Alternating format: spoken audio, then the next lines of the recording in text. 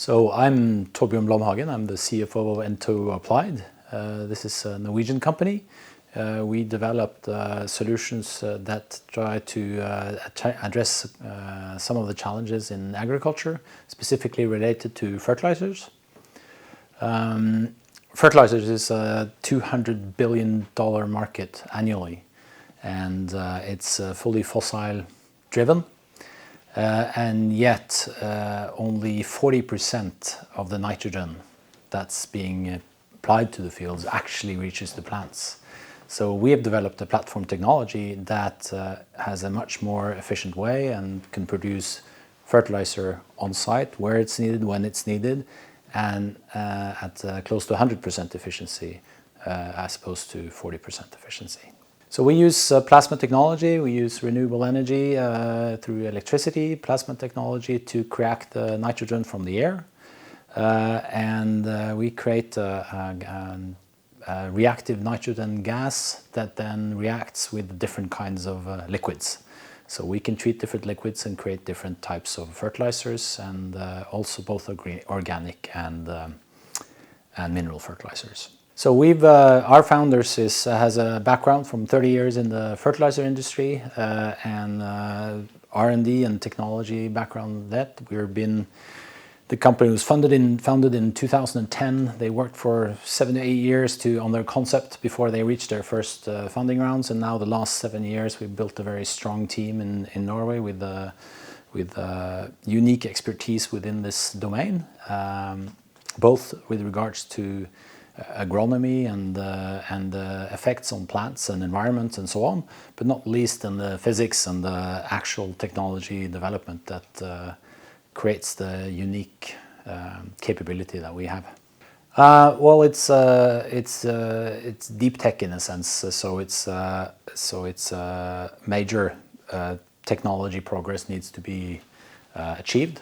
And I think we've demonstrated our progress underway, but of course it's been a trial and error type of process. We started out addressing some of the key challenges with dairy farming, because our technology has the unique ability to treat organic material and stop emissions and pollution from that material, such as manure or sewage or other types of waste. But of course, working with organic material is challenging. You never know what the composition is. So that's been one of the challenges. I think we've overcome lots of those challenges, and we now have a commercial solution in the market. On the other side, I guess regulation for us is a key thing. There was a lot of talk about regulation within the EU to tackle the huge both pollution and carbon emission problems from agriculture.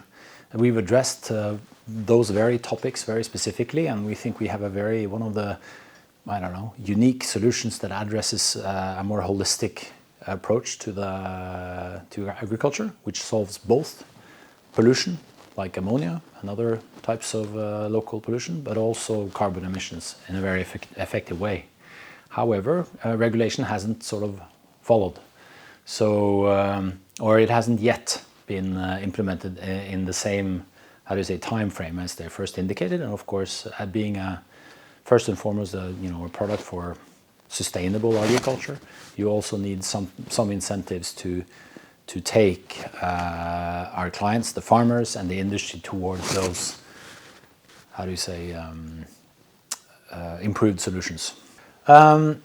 Yes, I think we've gone through a quite extensive pilot program. We've been out on 20 different sites with 50 different types of installations. We've done agronomic trials over many years, and so we've documented our benefits very well, and we managed to sign a big corporate deal with a partner that takes our product now into the market within this market segment, GEA, a big German number 2 provider of equipment to dairy farms globally. So that's a major achievement. And working together with them, we signed on several of the biggest food companies in the world that are now trying out our technology in their supply chain. So those are some of the key milestones. We're now scaling up our technology for broader applications and other types of crop applications, and we've already reached a certain scale and can demonstrate both production capacity and efficiency. I think we're EIC funded. We have benefited from EIC programs in several instances, and I think we've appreciated the cooperation very much. So in this context, it was a natural extension. We were early selected as a target area for EU because of the impact that we have on some of the key targets that the EU has for their agricultural development. And I think it's important we think it's important to sort of continue to be part of that program. And then and this specific initiative in the Scaling Club, we are in just that phase. We are scaling up, and I think being able to connect with investors and corporates and regulators and so on is important. Being able to be visible in the ecosystem, that people knows about it, they know about the problems that we address. I think those are key issues reasons why we want to be part of the Scaling Club. So a key thing of some of the issues that we address is that we do address some of the carbon challenges of the world, but I do think that the world has a sort of what we call the carbon tunnel vision. They're very much focused on solutions for reducing carbon and then skip some of the other issues which are just as critical. And from our perspective, the nitrogen problem is just as big or even bigger. And we, of course, have a solution that addresses both of these issues. But I guess both regulators, politicians, and so on aren't so much focused on this nitrogen problem as well. And I think that's a big topic that should be brought forward in a much higher way. Some of the countries in the EU, like the Netherlands and Belgium and so on, have these topics on the agenda. The rest of the world needs to get their act together as well, I guess. Mm-hmm. And if that could be done, from a push within a sort of a EIC perspective, I think that's a good way to use such forum.